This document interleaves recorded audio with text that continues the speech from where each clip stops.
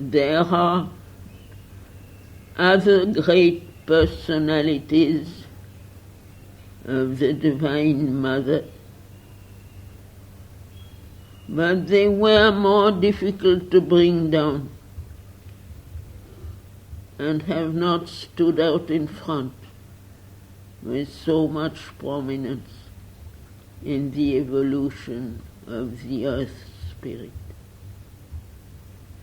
There are among them presences indispensable for the supramental realization. Most of all, one who is her personality of that mysterious and powerful ecstasy and ananda which flows from a supreme divine love. The ananda that alone can heal the gulf between the highest heights of the supramental spirit and the lowest abysses of matter. The ananda that holds the key of a wonderful divinest life, and even now supports from its secrecies the work of all the other powers of the universe.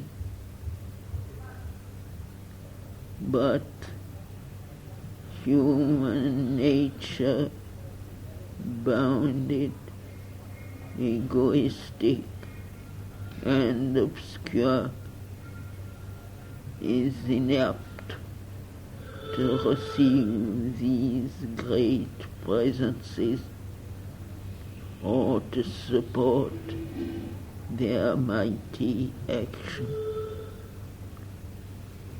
Only when the four have founded their harmony and freedom of movement in the transformed mind and life and body can those other rarer powers manifest in the earth movement and the supramental action become possible.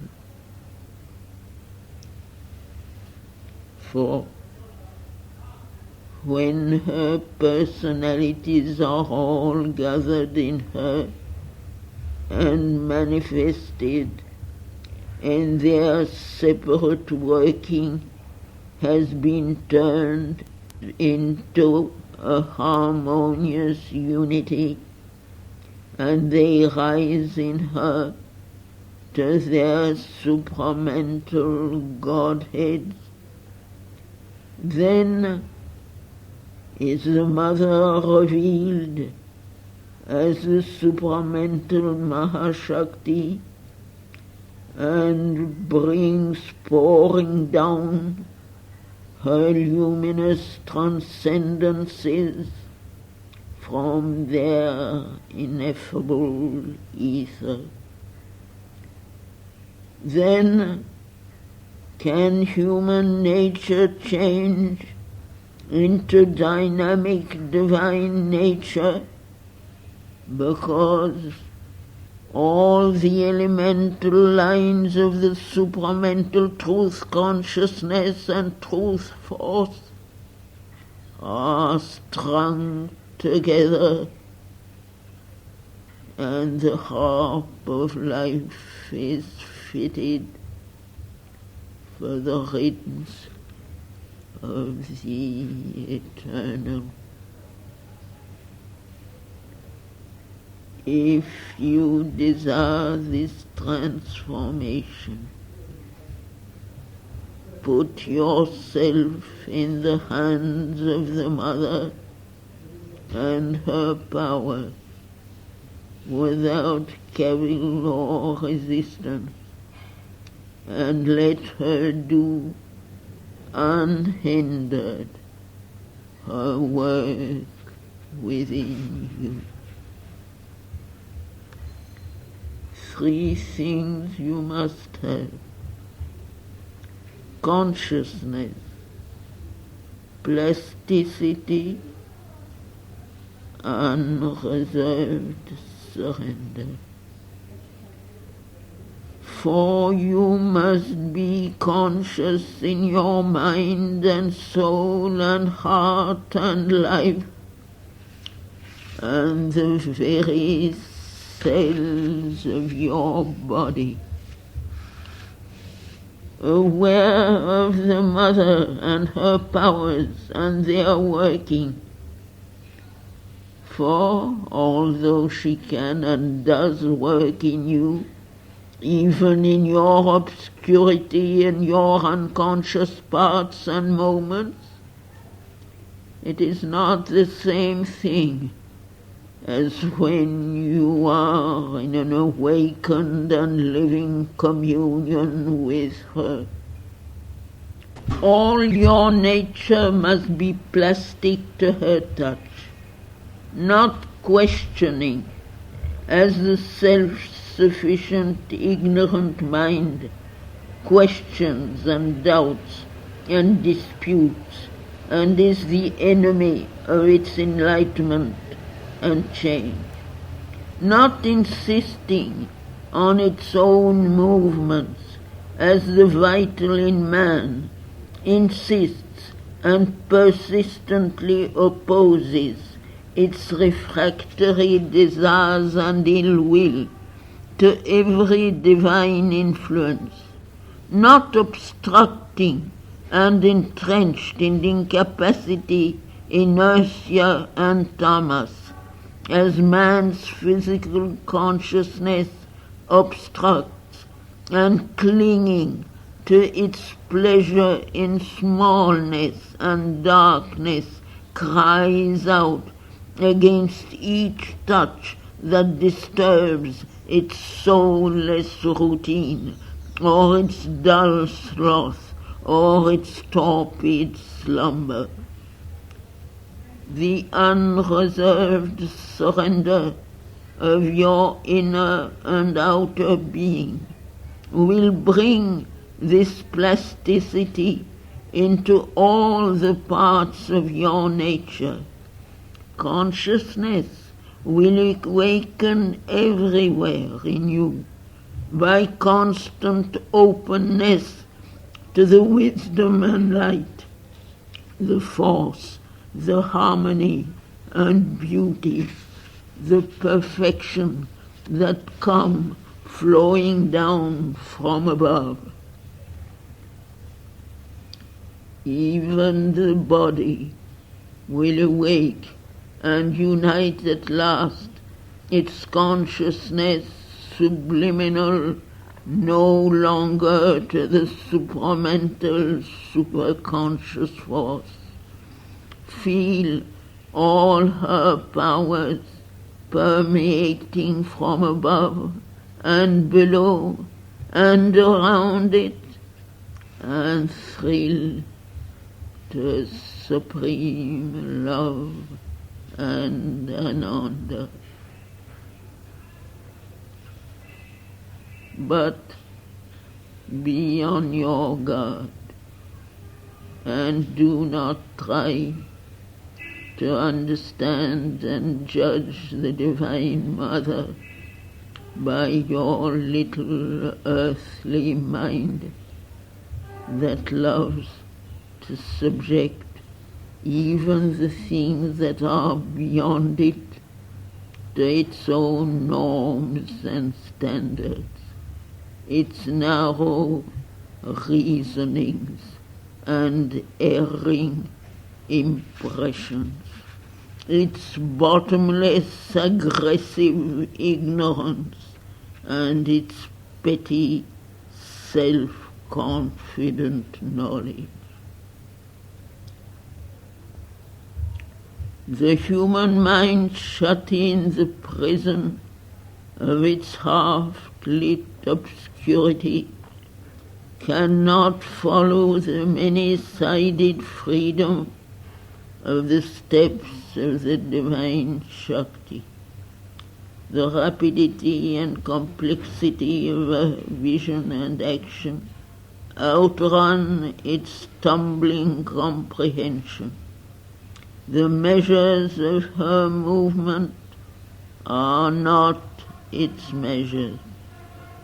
Bewildered by the swift alteration of her many different personalities, her making of rites and her breaking of rites, her acceleration of speed and her retardations, her varied ways of dealing with the problem of one and of another, her taking up and dropping now of this line and now of that one, and her gathering of them together.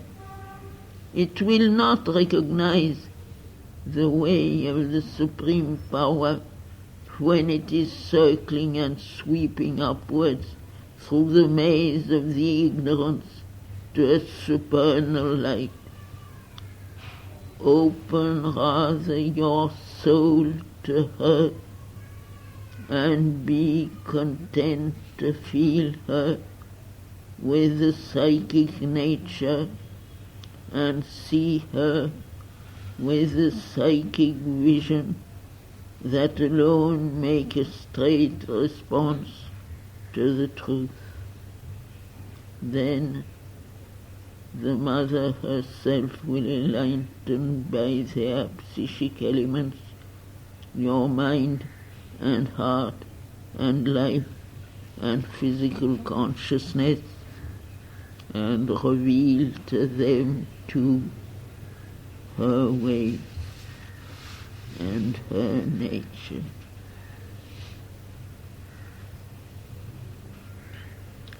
Avoid also the error of the ignorant mind's demand on the divine power to act always according to our crude, surface notions of omniscience and omnipotence.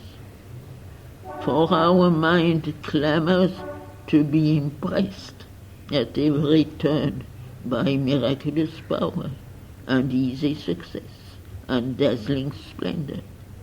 Otherwise it cannot believe that here is the divine. The Mother is dealing with the ignorance in the fields of the ignorance. She has descended there and is not all above. Partly she veils and partly she unveils her knowledge and her power, often holds them back from her instruments and personalities, and follows that she may transform them the way of the seeking mind, the way of the aspiring psychic, the way of the battling vital, the way of the imprisoned and suffering physical nature. There are conditions that have been laid down by the Supreme Will. There are many tangled knots that have to be loosened and cannot be cut abruptly asunder. The Asura and the Rakshasa hold this evolving earthly nature and have to be met and conquered on their own terms, in their own long conquered fief and province. The human in us has to be led and prepared to transcend its limits, and is too weak and obscure to be lifted up suddenly to a form far beyond it. The divine consciousness and force are there and do at each moment the thing that is needed in the conditions of the labor. Take always the step that is decreed, and shape in the midst of imperfection the perfection that is to come. But only when the supermind has descended in you can she deal directly as the supramental Shakti with supramental nature. If you follow your mind, it will not recognize the mother, even when she is manifest before you. Follow your soul and not your mind. Your soul that answers to the truth, not your mind that leaps at appearances. Trust the divine power, and she will free the godlike elements in you and shape all into an expression of divine nature. The supramental change is a thing decreed and inevitable in the evolution of the earth consciousness.